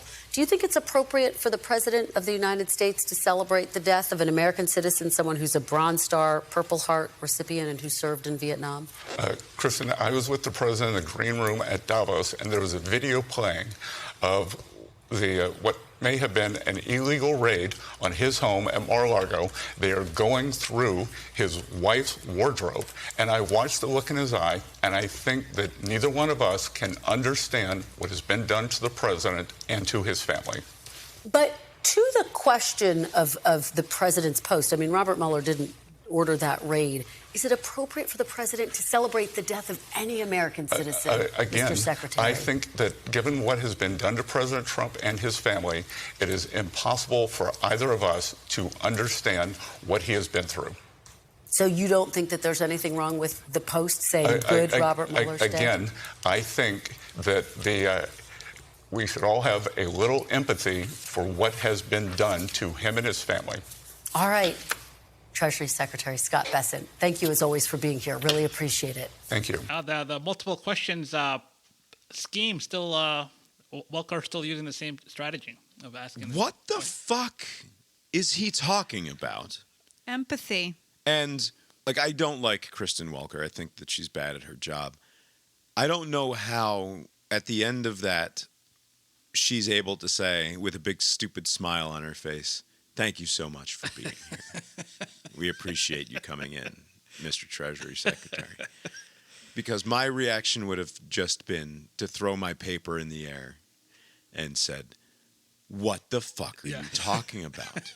That we don't know what the president has been through." You were in a green room in Davos while watching on television while somebody played video of the FBI going through Melania's coats or something. Right. This is the great harm that has been done. You're not being very empathetic.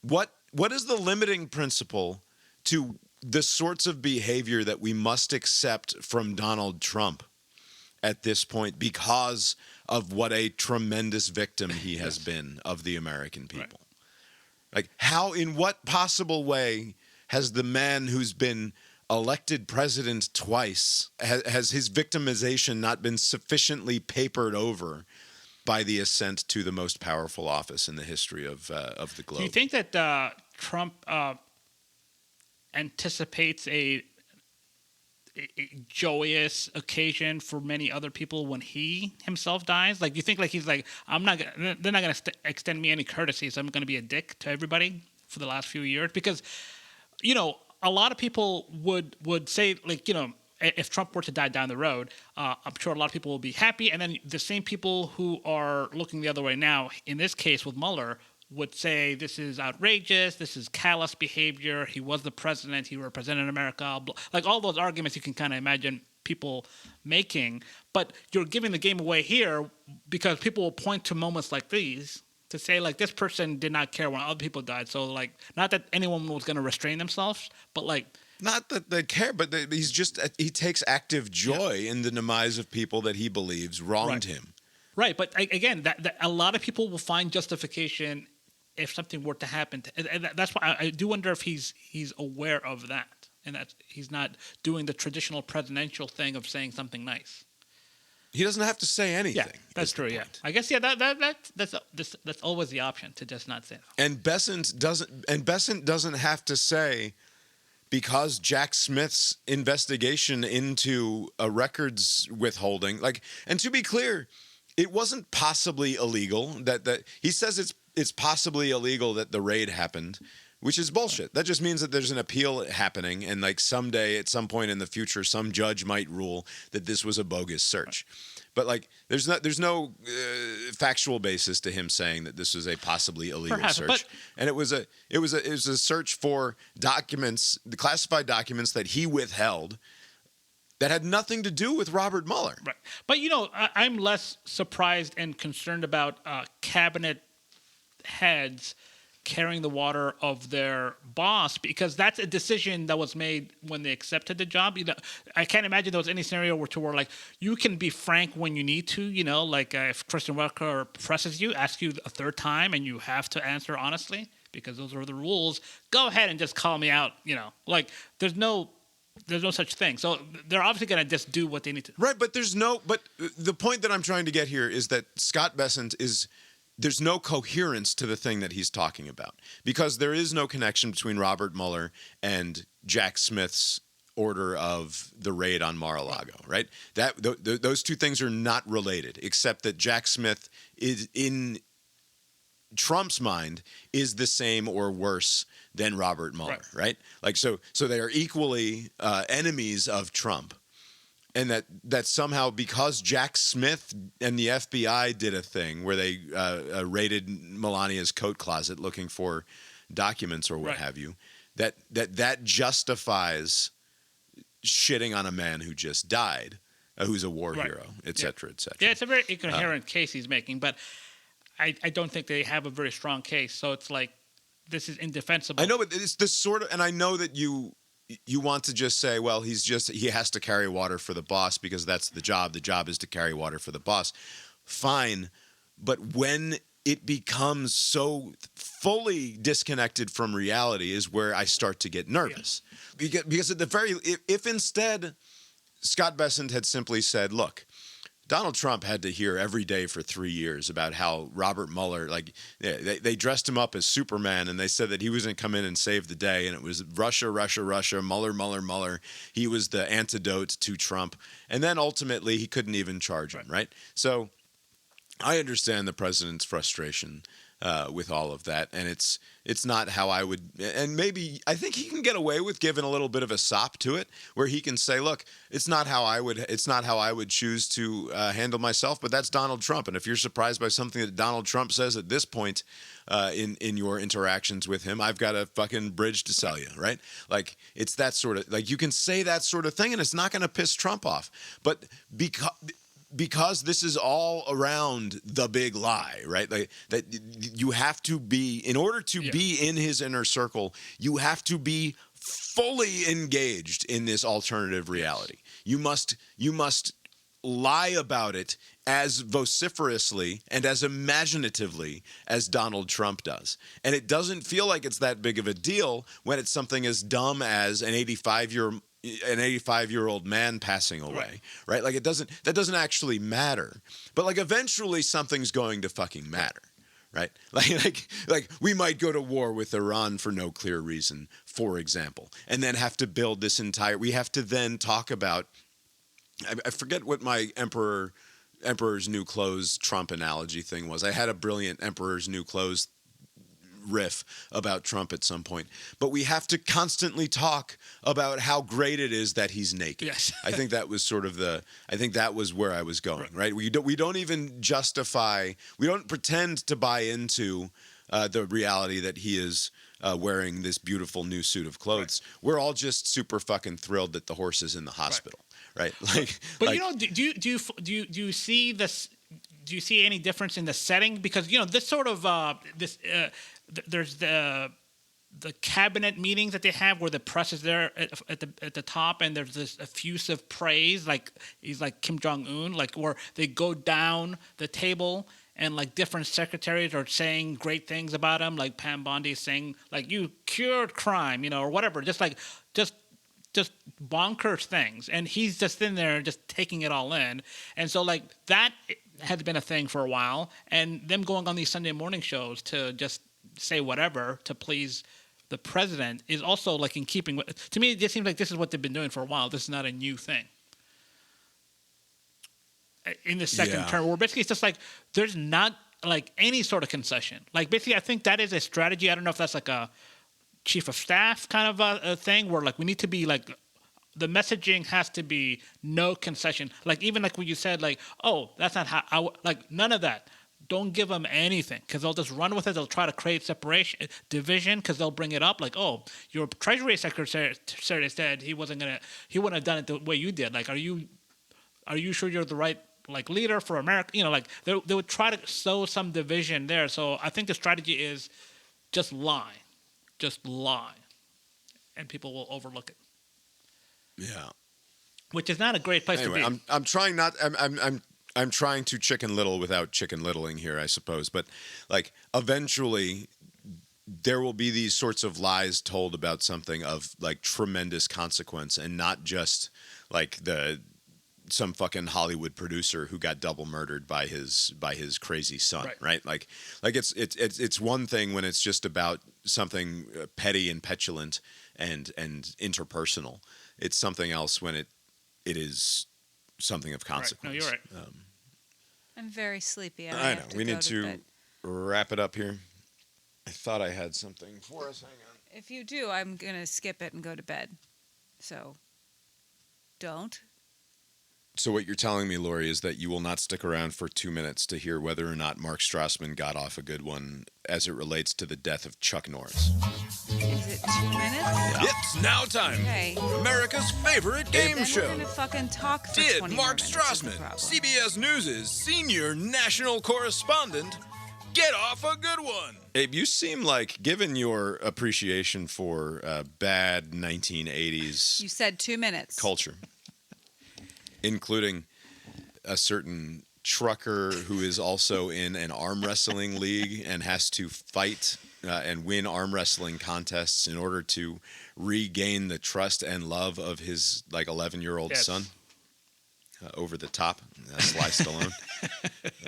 You seem like you'd be the sort of person who had watched a lot of Chuck Norris movies, but I don't remember you ever really talking about So it's interesting, not movies, but it was appointment viewing in my household back in the day to watch Walker, Texas Ranger, back in the day. So I knew the intro theme, all the characters.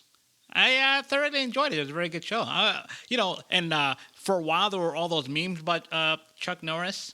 Early internet culture was just overrun. And then they became Jack Bauer memes. Ain't Chuck Norris so tough kind of memes. Right? Like Chuck Norris doesn't do push-ups; he pushes the earth down. I think springs to mind. You're a well-known hater of all things karate. He has a background in different disciplines, but also karate. He's got to be the most successful of the bunch. Look at him. He became a movie. A classic reason as to why I find adult karate so funny is the fact that Chuck Norris is a master of multiple martial art forms. Right. Here's the CBS Evening News on the passing of Chuck Norris. Chuck Norris, who died at the age of 86. In recent years, he inspired some of the funniest memes on social media. Among our favorites here, the flu gets a Chuck Norris shot every year. And when Chuck Norris slices onions, the onions cry. Here's senior national correspondent Mark Strassmann on a celebrity worthy of the legend. As Walker, Texas Ranger, Chuck Norris never looked for trouble. That's about right. Trouble looked for him. And lost, often to a roundhouse kick. His black belt heroics became Hollywood gold. His screen persona, iconic, laconic, and cyclonic when provoked. Not done yet. Norris redefined macho. A compassionate guy who can stand up when he needs to stand up. His tough childhood was his first fight. In Air Force dojos, Norris mastered a Korean form of karate to become a 6-time undefeated world middleweight champion. His karate student, actor Steve McQueen, suggested he try movies. His pal Bruce Lee cast him and fought him in Way of the Dragon. Norris starred in several dozen action movies. Say please. He was never Oscar material. His award becoming a funny meme for toughness, as in Chuck Norris uses pepper spray to spice up his meat. His daughter posted, he may have a warrior exterior, but his heart was so full of love. Chuck Norris was 86. Mark Strassmann, CBS News. All right, Abe. Did Mark Strassmann, CBS News' senior national correspondent, get off a good one? Yes, he did. Strassmann gets off a good one. That was a very great segment by my boy. I wonder if he's concerned about all the layoffs that are happening around him at CBS. There's been a lot of reports about different people getting cut. So far, he has made the cut. Like Omar Villafranca was another guy who was at CBS, and he was relieved. So I don't know if he's putting on his A game here, but that was very entertaining. Solid work by Strassmann. Chuck Norris is a terrible actor. Never Oscar worthy or was unnecessary shot. I mean, come on, let the guy die. Unnecessary. I agree. I mean, not just never. I mean, he is one of the most wooden and just unexpressive performers that we've ever had. Yeah, but like, don't talk about all the things someone wasn't. And also, like, he was never sniffing an Oscar. Like, this was not even something in it. So that wasn't the point. Why included in this? It's not necessarily pot shot, you know. Yeah. Didn't he become like a bit of a kook for a while? Whatever happened to him? Like, it seems he's fallen out of favor for a few years. He died. I mean, he was a conservative type, but I don't think he was over the top with it or anything. Like, at least he wasn't like John Voight going on Fox News and talking about politics for the last 10 years. Boy, John, yeah. Boy, another 86-year-old dying. Not a good time to be 86 is the way to go. Yeah. 86 is that is a good number. You don't want to be greedy, like Jimmy Carter. Tina Turner, 86. It's also, you know, when you're out of stuff in a kitchen. Yeah. 86. There you go. Yeah. You've been listening to Cast Iron Brains, a podcast with Bob and Abe and Lori's trip to Europe. You can find the show on Substack, brainiron.substack.com. For more from us, the opening and closing themes of the show were composed by Mark Gillig, tetramermusic.com, TETRAMER music.com. For more from Mark. Abe, did you make it to the movies? I did, and apparently everyone else did too. I went to go see Project Hail Mary, a packed theater. It did like some ridiculous numbers at the box office over the weekend. My nearest movie theater is a stone's throw away, and the seats were all taken there, so I had to drive like 5 miles away to see it in another theater, and that was a packed theater. And these were, you know, I can tell the type of people that show up. When I see, what time were you trying to go to this? This was Sunday at 3:00, like just the afternoon. Yeah, basically the later ones were basically sold out. I see a lot of popcorn, like a lot, you know, like so many. I'm like, these are not regulars. These people, this is their once or twice a year kind of outing. Noobs, like they movie noobs buy a bunch of stuff. You know, like it's like there's no way this is a sustainable model to be paying, you know, right. all this, you know. So like the crowd was like, they're here for either they read this book, which I have not, or they're Gosling fans. I guess he's a big draw. But the movie was very entertaining. What was it? I was trying to compare it to the Martian. It's not exactly like that. I think that one with Matt Damon. But basically, it's like this. I mean, it's a similar setup. Author. Yeah, same author, similar concept. But basically, this one was apparently the son, our son, is dying, and they need to send this fucking guy. He's basically like a PhD, but because he had some outlandish beliefs, he was like an outcast. So he's like teaching. I don't want to know what happened. This is the trailer. He's like a high school guy, but basically they're like, hey, we need you to, you know, whatever, and then they send him off to this mission, and the whole movie is basically about that. But again, very entertaining movie. That's right. I forgot that they justify like why this super bright guy is merely a high school science teacher is because he has some curious beliefs about life and water. Right. Yeah. And so they're like, oh, you're right about something, and like we need you to, you know, there's some weird reason for why he's being sent out there and not like a professional.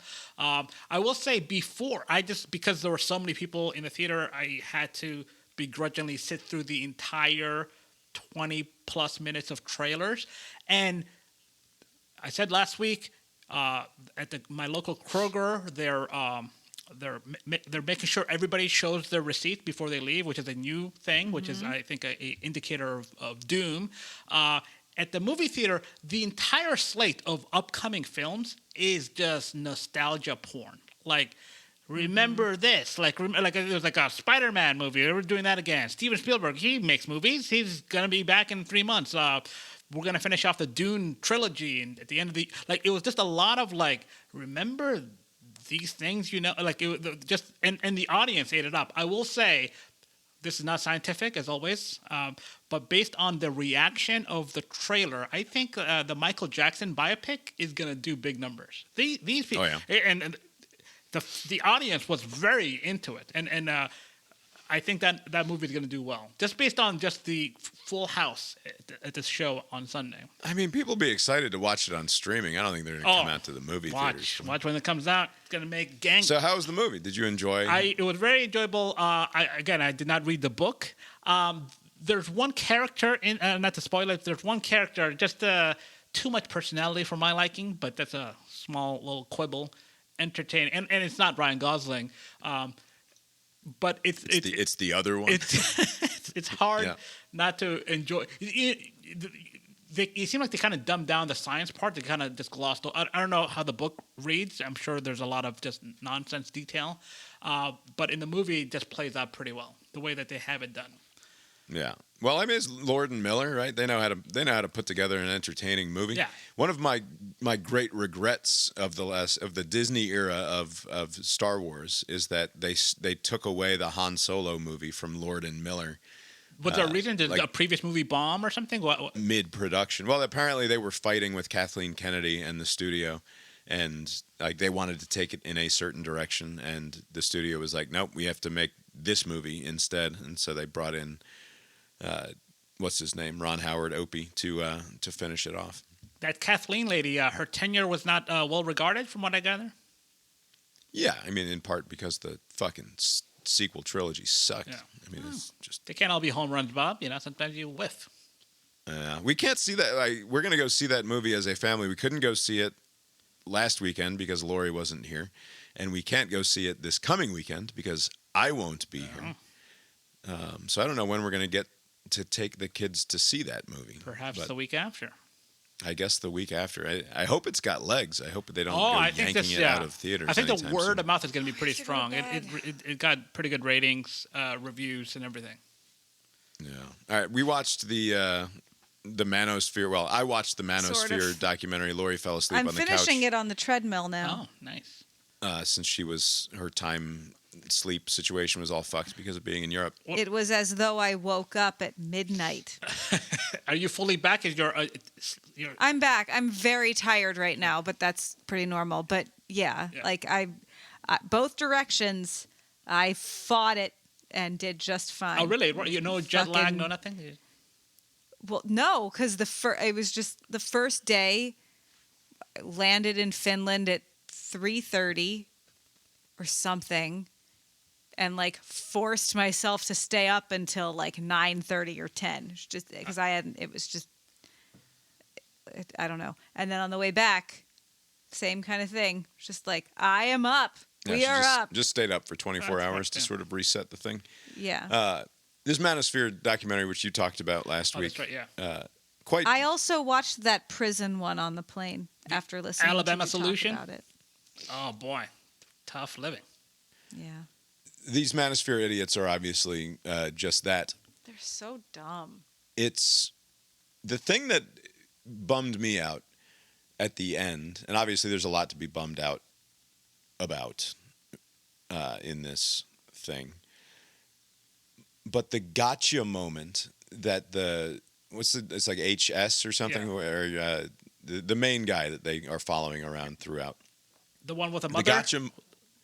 The one with the mother, yeah. And the big gotcha moment is just a wild, off-the-wall accusation that you're owned by the Jews, to which Louis Theroux does not respond, basically. He's like, no, that's not true.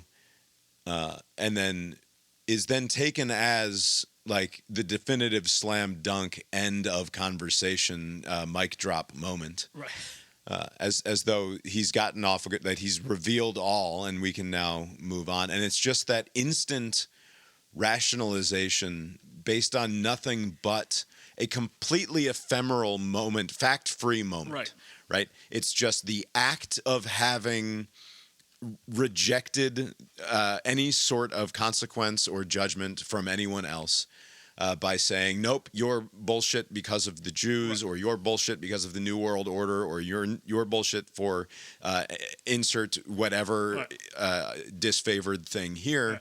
And therefore, I am going to continue to live my life as I see fit, and you have no say over me. It's just a total. It's at the start of MythBusters, something that Adam Savage would say in every pre-roll of that series was, "I reject your reality and I choose to substitute my own," or something like that, right? Like, and that has become the operating ethos of the whole culture. The documentary does a good job of not tying everything explicitly to Trump, and maybe it is because I am deranged in the way that we all are by the last 10 years. But it's so hard for me to imagine these people operating with this sort of impunity in a non-Trump era. Right. Like there just no longer exists the sort of institutional authority of everything to flush from us this awful bullshit, this awful misogyny and pointlessness and just total narcissistic self-concern and total disregard for the humanity of everyone else. Right. But like it's and instead it's like, no, I am who I am and you can fuck off and your reality is bullshit because I choose to substitute my own. And there are so many incredibly depressing, impressionable young dudes who fall for this. Like there were those depressed, like what that homeless kid that was like glomming on, like trying to like find meaning in the worst people. Like it's just very depressing that this is like his path out of suicidal tendencies. It makes you look at Jordan Peterson from a few years ago when all of these people were reading the "Hey, make your bed, asshole" book and finding meaning in it. And like, man, can we go back to that? Like, can we go back? Like, at least, like Jordan Peterson's full of shit, but like he's relatively harmless as far as that goes. Now it's like we've worked our way down to. I mean, it's not even like they'd be religious, but the religion's not working out as much as it used to. Yeah. So they've just found this other thing. They're just stupid people. Yeah. Anyway, do we watch anything else? I watched Merrily We Roll Along, that musical with Jonathan Groff. Oh, how was it with the Harry Potter guy too? Right? It was good. Yeah, it's good. It's Sondheim, so I hope you like singing. Julia and I watched 2 documentary series on Netflix. One about 9/11 and the other about the Cold War, because that's how we vacation. Nice. That's how we party. Been watching some of the tournament. March Madness is underway. Yep, I left America at just the right time. I've seen a couple of exciting finishes, including Florida losing despite being the number 1 overall seed. That was fun. I tuned in to watch Georgia's basketball team playing. Like I've not seen one game this year, and they were down like 40 points or something. I was like, oh my God, I didn't know this was possible. Like this is embarrassing. By the time I was about to put it on, I looked down at my phone and saw that we were losing by 20. Like halfway through the first quarter or the first half, and I was like, I probably won't put that on. I don't understand. Tennessee, Alabama, all these other schools are doing it. Florida, I mean, Florida just got eliminated, but at least you can do both football and basketball. Pick another sport. Is Georgia good? Yeah, but why? You could just do football. Yeah, but you want to be able to compete with the other. Yeah, Alabama has a good basketball program and a football program. We can't do that. No. Even Auburn has a good basketball program. Talk about basketball or watch it. Anyway, yeah, I don't think I got anything else because it was just... We got to go to bed. A whole bunch of baseball, as always. First game was tonight. It's going to be a long season. Oh, not a 1-0? This is going to be... It's like the Braves start last year? Just a slow... I mean, we had a lead. That's what we can hold on to. We were up 1-0 after half an inning. So you can build on that. You coach them up, Bob. Yeah. It was actually not as bad as it was a 10-1 finish. 6-1 is what it actually was for the bulk of the night, and then it got out of hand. Are these like world beaters, or are these it's like the greatest team assembled? They're just better. I mean, they've got better players, and they're gonna. I mean, they have the 4 best hitters in the league, and there's only 2 teams. So there you go. They're like the Dodgers. Good luck. Yeah. But it's fine. I have a good group of kids. They competed well. They didn't embarrass themselves. It's fine. Yeah. It's just, unfortunately, there's only 2 teams in the league, and that means we got to play this team a whole bunch. And we played well tonight, and we lost thoroughly. Like it wasn't like, oh, what a disaster. We played like shit and we lost 10-1. It was, oh, no, we actually played really well tonight, and we lost 10-1. So, oh, good. It's gonna be fun, kids. Don't worry. Abe, have you got anything else for us tonight? Nope. Well, I guess that's all we've got for you tonight, then, and we will talk to you next time. Later. Before I forget, like around 10 o'clock, some friend is gonna message me. They parked their car here on Thursday, Friday because of this stupid airport thing where it's like 4 or 5 hours of wait. So they had like a very early flight on Friday morning, so they just stayed at my place the night before. They parked their car here, and they're just about to land like at 9 and change. And you're thinking with however long it takes to get out of it and Uber it up here. So I'd love to pick you up, but I'm recording this podcast. Is it taking 4 or 5 hours in Atlanta?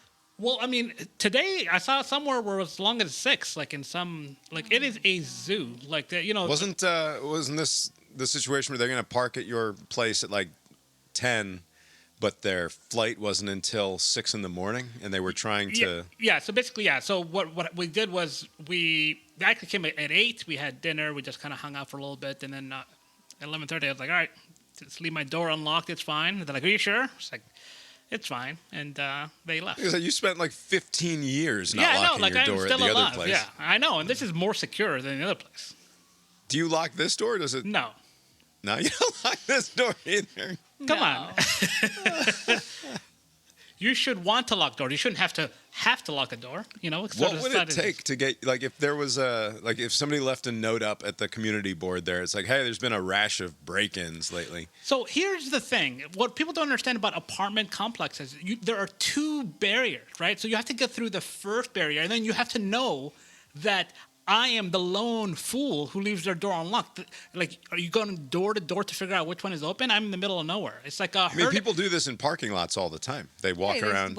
No, yes, because they have easy access. Here, you would have to first clear that first hurdle, which no one has ever done, and then... No one has ever done. Yes, and then get to my door. You know that back in the day when that virus was around, they had that herd immunity. Some people couldn't get the vaccine, so they needed the protection of the broader society. I am... free you are an anti-vaxxer. Yes. If vaccines were locking doors, yes, I am against. Especially if it's an apartment. Now, if my door like you guys, where you live in a home, like a single family thing, yeah, of course you gotta lock your door then, because any wahoo can come and unlock it. But my system. The funny thing about that, though, is there's nothing truly secure about our locked door. No, I am very insecure in our ground level house. The safest I've ever felt was our place in Athens that was up a flight of stairs to the front door. But there was no other way up into the house. Okay. Like, you'd have to scale. You would have to really want to get in. Right.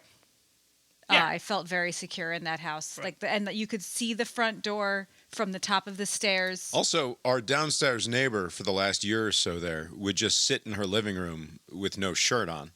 And so, like, if you're walking up to this apartment building and you've got somebody in the... BJ? No, after Bajones lived there. Or maybe before Bajones lived there. I never knew our downstairs neighbor. There was a chick who lived downstairs, not Bajones. And she would just hang out topless. And maybe she thought that because the Venetian blinds were mostly shut. Idea. Like you... And this is the first time learning about It's unavoidable. Like, because you walk up the stairs and I'm now looking down into her apartment. Just not on purpose. It's just like... Not on purpose. It's just where it was. Yeah. But I never once saw that. Yeah, but you don't notice things. You know what I notice? Tits in the wild. Yeah. The point is, like, you could be casing our apartment complex there, and there's a chick at the basement level with her shirt off. Right. If we're going somewhere, that's where we're going. We're not going to bother continuing up the stairs here.